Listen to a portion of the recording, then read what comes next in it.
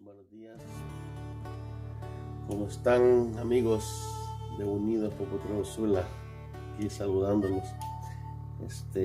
Quiero por este medio así comentarles algo que está sucediendo allá en Potrero Sula, ¿verdad?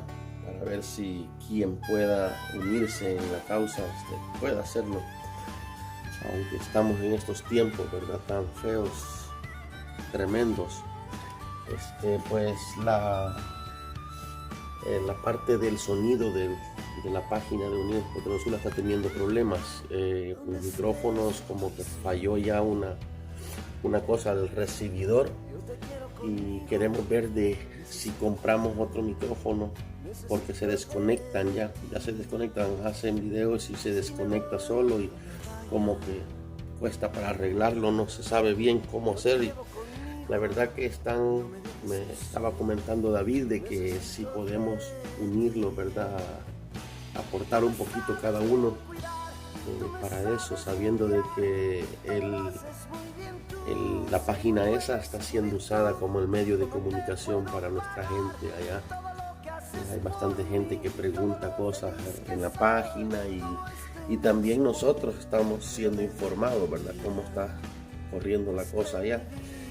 Sabiendo de que también comienza eso allá en Centroamérica. Queremos estar preparados si podemos hacerlo. Pues el que de veras no puede, y quien pueda, pues tratemos de ayudar. Sabemos de que es algo bueno. Pues está fallando también la computadora. No tenemos computadora para editar. No tenemos la que está no levanta los videos y salen todos empañados.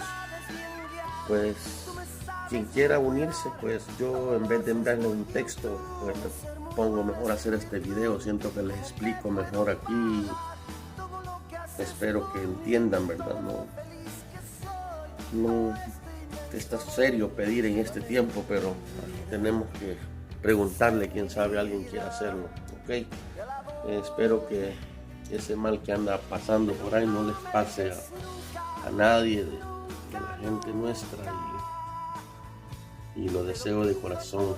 Cuidémonos, no salgamos si no es algo urgente, ¿verdad? Que hay que salir a hacer, como a buscar comida o a trabajar si se puede. Dios los bendiga.